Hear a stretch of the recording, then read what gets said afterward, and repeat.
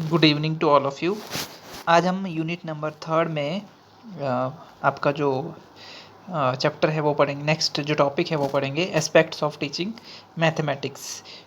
ठीक है, उसके अंडर मतलब गणित शिक्षण के पहलू। तो उसके अंडर हम पहला जो टॉपिक है आपका वो पढ़ेंगे mathematics phobia and coping with failure. गणित फोबिया तथा असफल होने के भय से छुटकारा। तो सबसे पहले बात करते हैं मैथमेटिक्स फोबिया और मैथमेटिक्स या मैथ्स एंग्जाइटी। ठीक है, तो सबसे पहले इसकी डेफिनेशन की बात करते हैं। The panic, helplessness, paralysis and mental disorganization that arises among some people when they are required to solve a mathematical problem। ये है टॉबियास एंड विस्ब्रॉड ने दी है ये। तो ये बोलते हैं कि जो पैनिक मतलब पैनिक होता है डर एक किस्म से, हेल्पलेसनेस मतलब असहाय, और पैरालिसिस का मतलब आप बोल सकते हो कि जैसे कोई अंग ना चलना, ठीक है ना। एंड मेंटल डिसऑर्गेनाइजेशन मतलब मेंटल डिस्टर्ब, मेंटली दिमागी तौर से आप बोल सकते हो कि वो डिस्टर्ब हो जाता है। दैट अराइजेज, ये सब चीज़ें कब जब अराइज होती है अमंग सम पीपल, जब वो क्या करते हैं कुछ लोगों में ये सब चीज़ें सामने आती है, जब वो क्या करते हैं किसी गणितीय समस्या को क्या करते हैं हल करने की कोशिश करते हैं। तो उनमें ये सारी चीज़ें आती है। उनको डर लगता है, वो असहाय महसूस करते हैं, उनको ऐसा लगता है कि मेरा ये अंग शरीर का काम नहीं कर रहा है, हाथ काम नहीं कर रहा है, दिमाग काम नहीं कर रहा है। तो ये सारी चीज़ें उस टाइम में आती है जब वो एक कोई भी मैथमेटिकल प्रॉब्लम को सॉल्व करने की कोशिश करते हैं। फिर एक और डेफिनेशन है, ये आई आपकी गायरल एंड बिस्नर्स के according, feeling of tension and anxiety that interfere with manipulation of numbers and the solving of mathematical problem in a wide variety of ordinary life and academic situations। तो ये बोलते हैं कि feeling of tension and anxiety means tension, तनाव का और डर का जो एक फीलिंग है जो कब आती है, दैट इंटरफेयर, जो इंटरफेयर करती है किसको, manipulation of number and solving mathematical problem.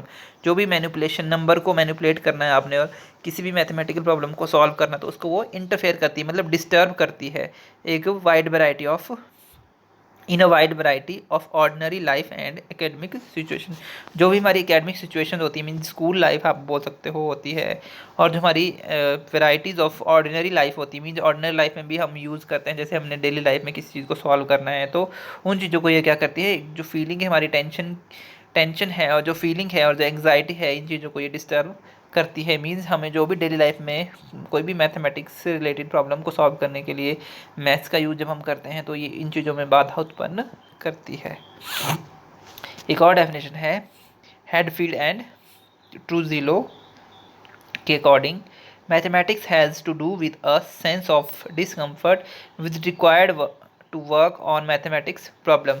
कि मैथमेटिक्स एंग्जाइटी या मैथमेटिक्स फोबिया जो है, गणित का जो भय है, वो क्या है, has to do with a sense of discomfort, means ये एक सेंस ऑफ डिस्कम्फर्ट है। आप बोल सकते हो कि डिस्कम्फर्ट की एक सेंस है जो कब होती है, जब एक मैथमेटिकल प्रॉब्लम के साथ हम डील करते हैं।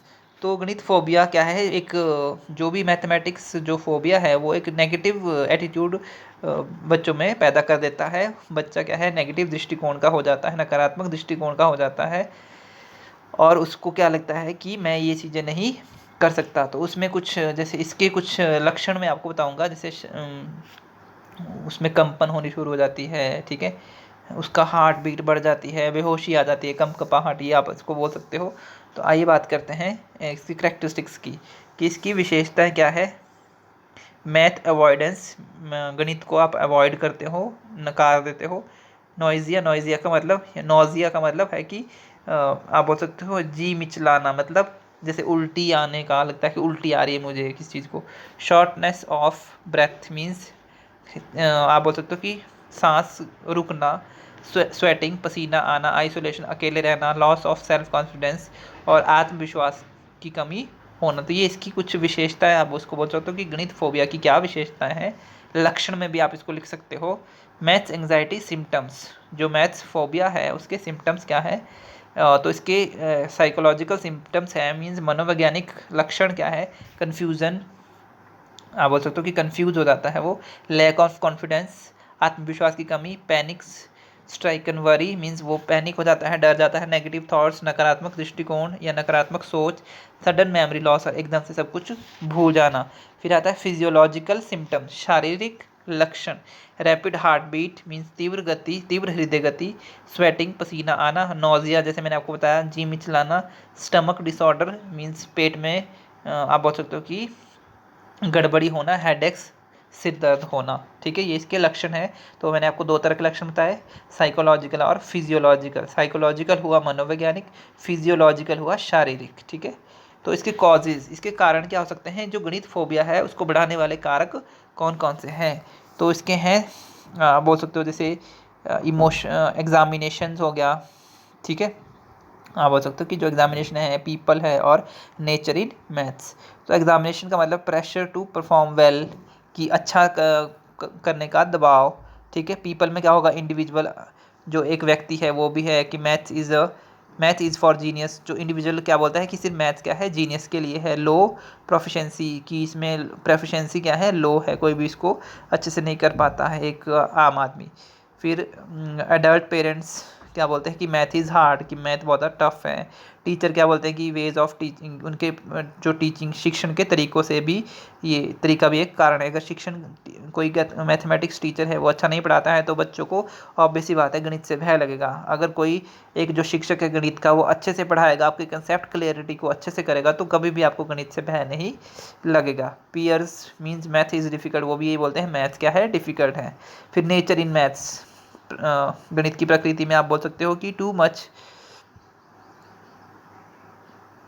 Notations and formula. इसकी जो इसमें जो नोटेशंस हैं और फार्मूला है, तो ये नेचर में क्या बोल सकते हैं कि इसमें बहुत सारे फार्मूले यूज़ होते हैं, बहुत सारे सिंबल्स यूज़ होते हैं। ठीक है, can not relate to real life means ये रियल लाइफ से रिलेट नहीं होता है, इसको रियल लाइफ से रिलेट नहीं कर सकते हैं, ये भी आप इसको बोल सकते हो। ठीक है, और एग्जामिनेशन में का मैंने आपको बता दिया, बाकी आपने अपनी बुक से भी देख लेना। ठीक है, फिर आता है इसके इफ़ेक्ट, क्या क्या पढ़ते हैं, इम्प्लीकेशंस, क्या क्या प्रभाव है इसके शॉर्ट टर्म और लॉन्ग टर्म। ठीक है, शॉर्ट टर्म क्या होंगे इसके, अंशकालीन और दीर्घकालीन प्रभाव क्या होंगे इसके। तो शॉर्ट टर्म में क्या आएगा, अफ्रेड डर, प्रेशर दबाव, फिजिकल एंग्जाइटी शारीरिक चिंता या तनाव। लॉन्ग टर्म में क्या आएगा, लूज कॉन्फिडेंट, आप बोल सकते हो कि आत्मविश्वास की कमी होना। Parent can not help their children, जो अभिभावक है अपने बच्चों की वो हेल्प नहीं कर सकते। बैंकरप्टसी, ठीक है ना, इसमें मतलब बच्चा एक बैंकरप्ट हो जाता है, मीन्स कंगाल टाइप है, इसको बोल सकते हो कि सारा कुछ वो भूल गया है, मीन्स दिमाग उसका बिल्कुल एम्प्टी आप बोल सकते हो, इसका मतलब बैंकरप्टसी का मतलब। ठीक है, फिर आता है मिथ्स एंड मिसकंसेप्शन।